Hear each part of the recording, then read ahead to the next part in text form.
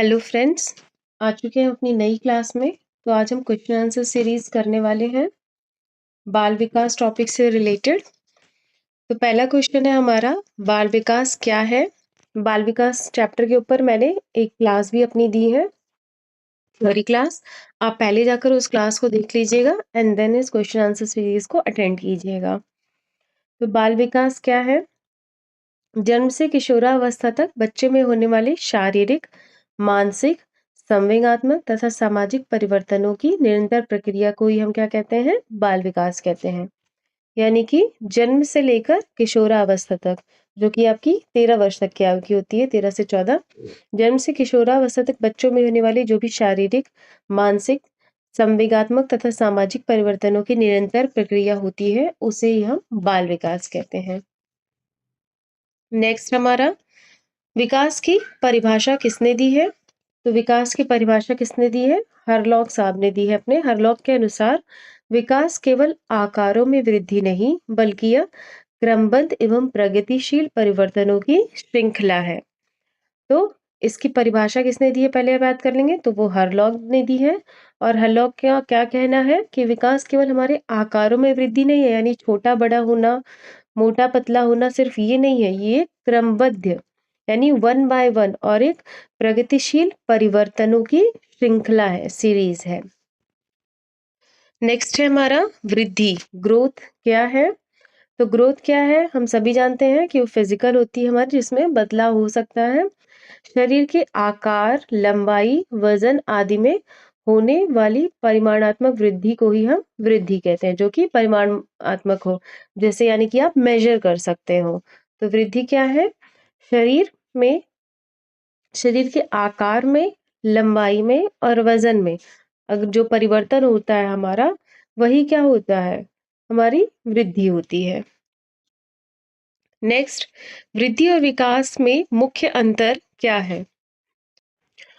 तो वृद्धि और विकास में मुख्य अंतर क्या है? हालांकि हमने थ्योरी क्लास में भी पढ़ चुके हैं हम इसे।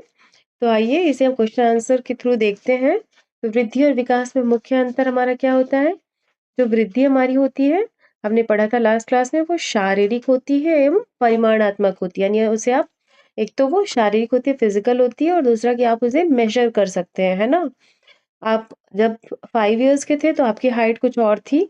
अब आप जब 10 इयर्स के हो गए तो डेफिनेटली आपकी हाइट कुछ और होगी। तो यानी कि आप उसे मापन कर सकते हैं उसका। और विकास जो होता है ये आपका शारीरिक होता है, मानसिक होता है, सामाजिक भी होता है, संवेगात्मक भी होता है, गुणात्मक भी होता है और परिमाणात्मक परिवर्तन भी होता है। यानी आपका फिजिकल भी होता है, मानसिक विकास भी होता है आपका। क्या, जब आप छोटे होते हैं और बड़े होते हैं तो मेंटल डेवलपमेंट भी तो आपका होता है चीजों को लेकर ना। सामाजिक भी होता है, जैसे जैसे आप बड़े होते जाएंगे कहीं ना कहीं समाज को आप और ज्यादा समझने लगते हैं। संवेगात्मक, इमोशनल डेवलपमेंट भी होता है आपका, गुणात्मक डेवलपमेंट भी होता है और परिमाणात्मक परिवर्तन भी होते हैं। तो ये था हमारा वृद्धि और विकास में अंतर। नेक्स्ट है आपका इंपॉर्टेंट क्वेश्चन, वृद्धि का स्वरूप कैसा होता है? तो वृद्धि का स्वरूप हमारा बाह्य होता है। जो भी वृद्धि होती है, तो ऐसा तो है नहीं ना कि सिर्फ हम अंदर, आपको पता नहीं चल रहा है, अंदर से आप बाहर से भी उसे देख सकते हैं कि वृद्धि कैसी हो रही है। अगर आपकी हाइट बढ़ रही है, आप और मोटे हो रहे हैं, तो डेफिनेटली आप बाहर से उसे देख सकते हैं। यानी कि हम कह सकते हैं वृद्धि का स्वरूप कैसा होता है हमारा? वृद्धि का स्वरूप हमारा बाह्य होता है, यानी एक्सटर्नल होता है ना। नेक्स्ट हमारा विकास का स्वरूप कैसा होता है? तो आइए इसे भी देख लेते हैं हम कि विकास का स्वरूप कैसा होता है हमारा। तो हमने पढ़ा वृद्धि का स्वरूप एक्सटर्नल होता है, वहीं आपका जो विकास का स्वरूप होता है ये आपका आंतरिक होता है। ठीक है, विकास का स्वरूप आपका कैसा होता है? ये आंतरिक होता है।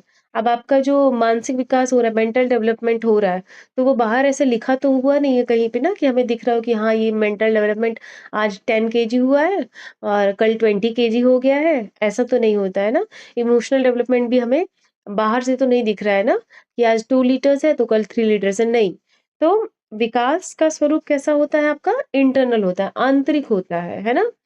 और आपका जो वृद्धि का स्वरूप होता है ये बाह्य यानी एक्सटर्नल होता है। ओके, ध्यान रखेंगे आप। नेक्स्ट है हमारा क्वेश्चन नंबर 7, वृद्धि किस प्रकार का परिवर्तन है? तो वृद्धि हमने कई बार पढ़ चुके हैं। ये आपका परिमाणात्मक यानी क्वांटिटेटिव परिवर्तन है। इसे आप मापन कर सकते हैं। नेक्स्ट है, विकास किस प्रकार का परिवर्तन है?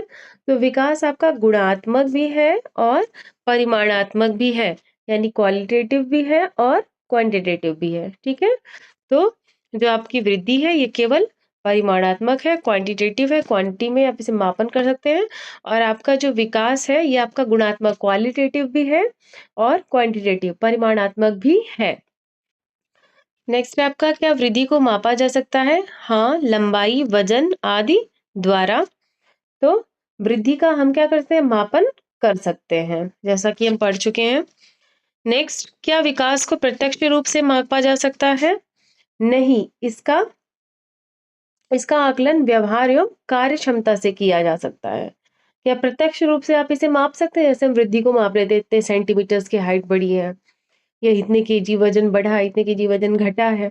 क्या इस तरह प्रत्यक्ष रूप से सामने से हम माप सकते हैं? नहीं, ऐसे नहीं माप सकते। लेकिन हाँ, इसका आकलन हमारे व्यवहार पर और हमारी कार्य क्षमता, हमारी कैपेसिटी के अकॉर्डिंग हम कर सकते हैं विकास का ना। जैसे हम आईक्यू निकालते हैं, है ना?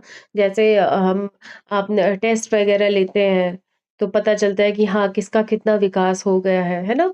तो इसका आकलन हम आपके व्यवहार पे और कार्य क्षमताओं से किया जा सकता है। नेक्स्ट, विकास का अर्थ संकीर्ण है या व्यापक? तो विकास का अर्थ कैसा है आपका? ये संकीर्ण नहीं है, नैरो नहीं है, ये ब्रॉड लेवल पर है ना? विकास क्या है? ब्रॉड लेवल पर है, संकीर्ण तो नहीं कि किसी एक चीज को हमने माप लिया और पता चल गया, नहीं ना, ये ब्रॉड लेवल पर है। तो विकास के आपके कई आयाम है ना? सिर्फ एक संकीर्ण, ये नैरो नहीं है कि किसी एक चीज को आपने माप लिया और आपको पता चल गया। जैसे हम किसी एक बंदे के अंदर हम देख सकते हैं कि कई सारी क्वालिटीज होती हैं, है ना? कोई किसी चीज में अच्छा है, कोई किसी चीज में अच्छा है, किसी का मोरल डेवलपमेंट अच्छा है ना?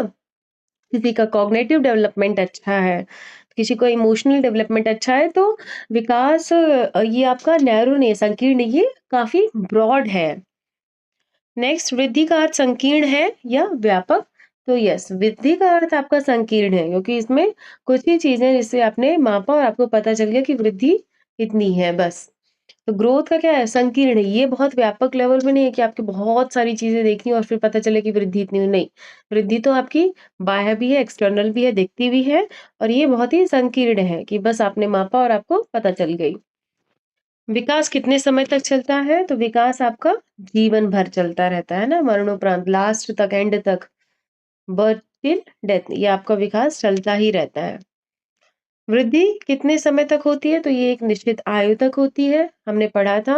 वृद्धि आपकी जन्म से शुरू होती है और कहीं ना कहीं आप देखें किशोरावस्था के बाद धीरे धीरे वृद्धि क्या होती है? रुक जाती है। हाइट आपकी ऐसा तो नहीं कि बढ़ती रहती है, नहीं, एक टाइम बाद क्या होता है, एक निश्चित आयु तक ही होती है और फिर ये रुक जाती है। विकास में कौन-कौन से परिवर्तन शामिल होते हैं? तो विकास में हमारे शारीरिक, मानसिक, संवेगात्मक, सामाजिक एवं नैतिक परिवर्तन शामिल होते हैं। ओके, आगे हम करेंगे कुछ एमसीक्यूज। वृद्धि का संबंध किससे है?